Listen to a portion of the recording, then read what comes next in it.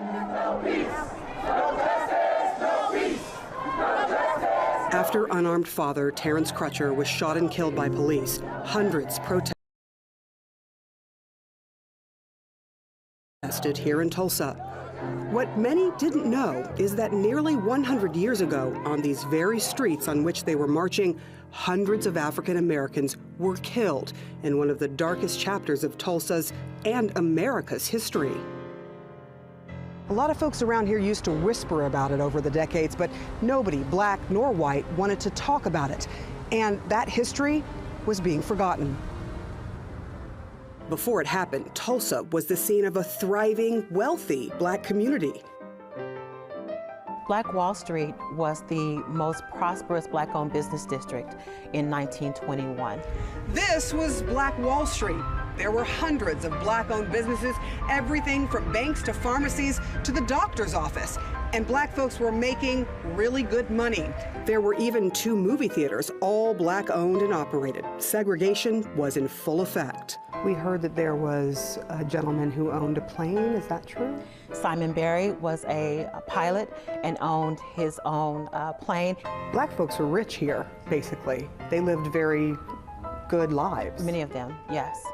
Yes, which caused some envy and anger among white people who commented, how dare those Negroes have a grand piano in their house and I don't have a piano in my house. 1921 rolls around. What happens? Some type of confrontation between blacks and whites was inevitable because of the racial climate at that time, because of the presence of the Ku Klux Klan in almost every aspect of our society. But on this particular day, May 31st, 1921, a young black male named Dick Rowland, who worked as a shoeshine boy in downtown Tulsa, went into the Drexel building where he had been given permission to get water and use the restroom. There was a young white girl named Sara who was an elevator operator. And Dick Rowland every day would go into the elevator with Sara on this particular day.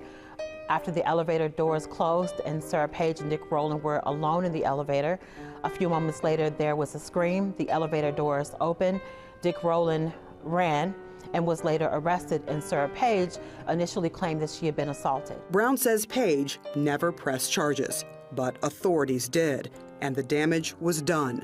By the end of the day, the rumor mill said Page had been raped.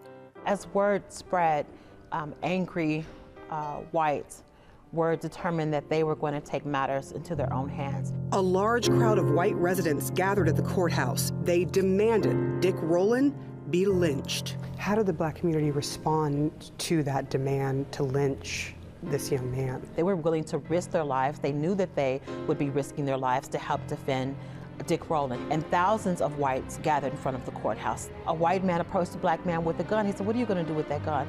He said, "I'm going to use it if I have to." The 2 men argued. There was a struggle over the gun.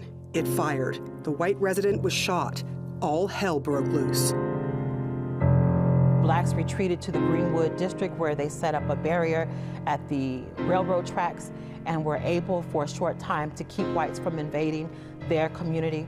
But because they were so outnumbered and outgunned, whites eventually broke through the railroad tracks and invaded what was home to Black Wall Street, the Greenwood district. This was the result. 35 city blocks of the black neighborhood burned to the ground. Historical photos show black residents shot dead in the streets. The historical account is that at least 300 people were killed. There were children that were here that had been armed by their parents, that had been told that they could come down to Greenwood and shoot and kill an innocent person.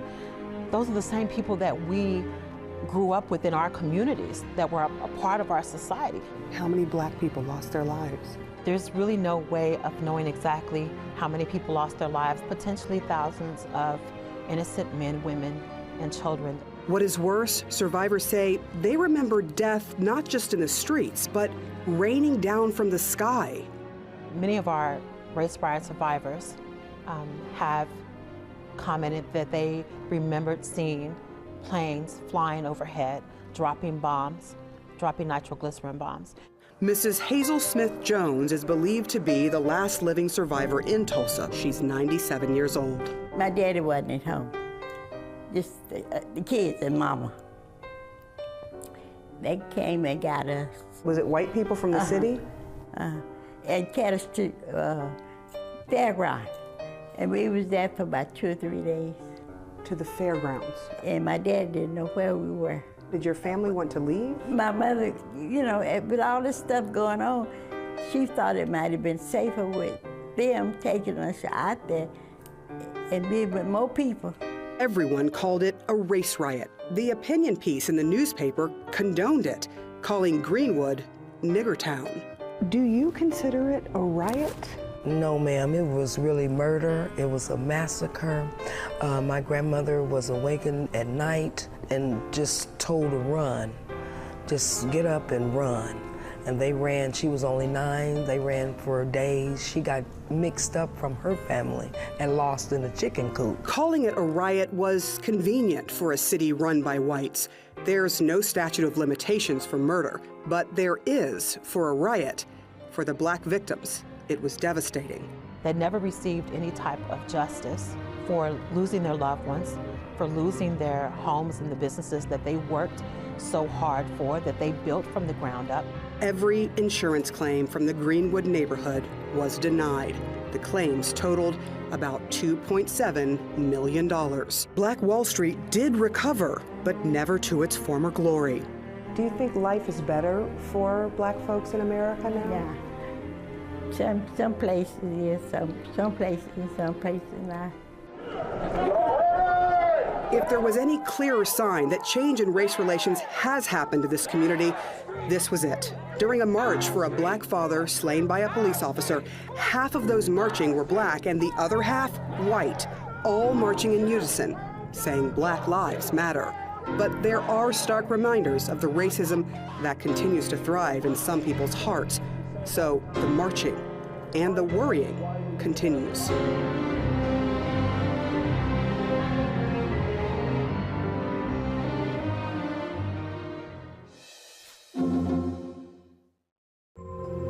Something terrible happened here.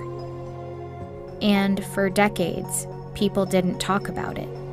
I was an adult before I ever heard about it. It was something that was hidden. This entire historic community was obliterated. Bodies dumped in rivers, bodies dumped in mass graves. It was an absolute massacre. This story isn't one you'll find in most history books. And almost 100 years later, the facts of what exactly happened that day are still unraveling. So we're driving in what's known as Black Wall Street. It's where one of the nation's worst episodes of racial violence took place. In 1921, a neighborhood in Tulsa, Oklahoma called the Greenwood District was a bustling community of black-owned businesses. Tulsa locals know that period of Greenwood's history as a kind of golden age. If you can imagine just like an old-time downtown, things like movie theaters, pharmacies, hair salons, and so forth. They called it Black Wall Street. It was a mecca. It was a huge success. But Black Wall Street was also an anomaly. It thrived at a time when the KKK was incredibly active in Oklahoma, and the nation had just been through the Red Summer of 1919, when white mobs murdered black people in dozens of incidents across the U.S. There needed to be a sort of match or an igniter tossed on these embers. And that trigger event was an incident that involved 2 teenagers, Dick Rowland, 19-year-old black boy who shined shoes downtown, Sara Page, 17-year-old white girl who ran an elevator in a downtown building called the Drexel building. He went to the building, boarded the elevator, something happened, Sara Page began to scream. They both ran out of the elevator. Now, we don't know exactly what happened in this elevator, but a day later, Rowland was arrested and taken to the courthouse. The local newspaper ran an article claiming Rowland had assaulted Page. Even though Page refused to press charges, the article was essentially a call to action for whites. A large white mob began to gather on the lawn of the courthouse. Dick Rowland was in jail on the top floor. A number of black men, several dozen, marched down to the courthouse to protect him, some of them armed. There was a struggle between one of the black men in the small group and one of the white men in the larger group, and things sort of went south from that point. Hundreds of white people descended upon Black Wall Street, armed. Black residents withdrew behind the railroad tracks that marked off the Greenwood district. Some of them were armed and fought back, but they were outnumbered by the white mob, which shot their way through. The white mob murdered, they looted, and they set fire to Black Wall Street. This was the strategy, if you will, of how to deal with these communities, with these successful black communities. The effects were disastrous. For 2 days, the Greenwood district burned.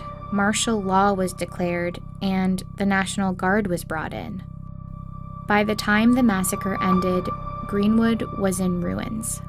More than 1,200 homes were destroyed, and 35 blocks burned. The exact number of casualties is harder to pin down. Some initially only reported that white people died. Others reported somewhere between 30 and 100 mostly black casualties. But estimates now put that number closer to 300. As for those that survived, thousands of them lived in tent cities in the months that followed, and were left to pick up the pieces of rubble they once called home. After the massacre, the cover-up started. Records went missing from city files, including the very article that started it all. It makes photos from this time all the more important as part of the historical record, but back in 1921, these images served a very different purpose. So photo postcards like these were pretty widely distributed after the massacre. At the time, they were a part of white supremacist culture and kept as souvenirs of racially charged crimes. Now they're preserved to make sure this part of Tulsa's history isn't forgotten, and they paint a clear picture of how much destruction there was that day. On the postcards, it's called the Tulsa Race Riot, a name that itself sort of erases what really happened. By calling it a riot, it's a way of trying to rewrite the history, assuming that there were both sides at fault, and that was not the case. I call it a massacre, and I call it that because that's what it was.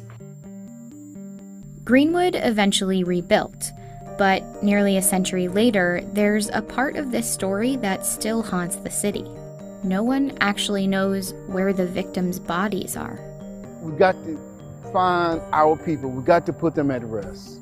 If not, we'll continue to be haunted by what was done so many years ago. Kevin Ross, a local writer, is one of many in Tulsa descended from people who lost everything in the massacre.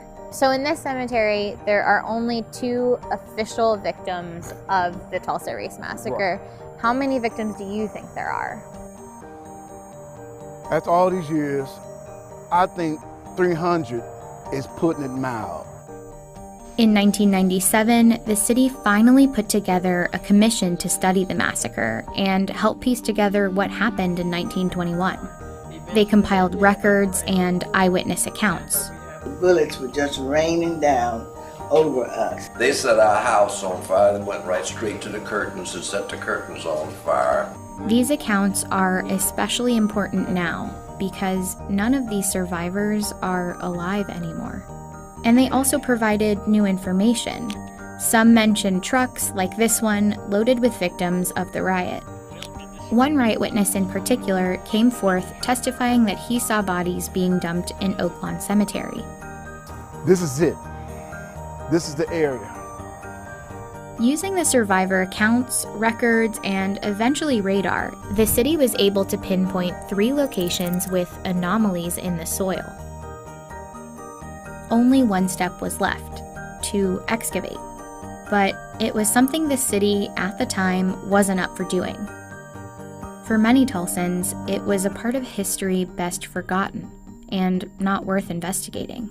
In some ways, today, that sentiment remains. Kind of waste of money. Why do you think that?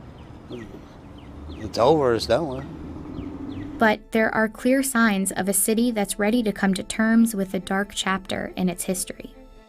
Honestly, that's a lot of missing people that probably had families. We owe it to the people whose blood has actually fertilized the grounds of this place. There was a tremendous amount of racism. Injustice plus time does not equal justice.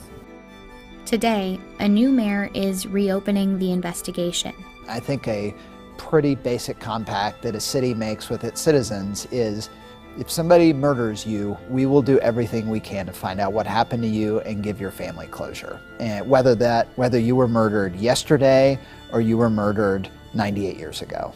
The city will be looking into the 3 areas that the commission noted. That process of finding out what lies beneath Tulsa and DNA matching any remains with descendants could take years.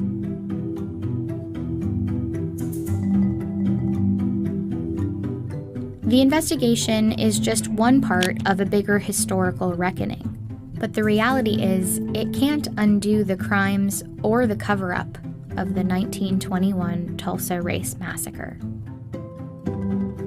This story is the greatest conspiracy of silence that I've ever seen in history.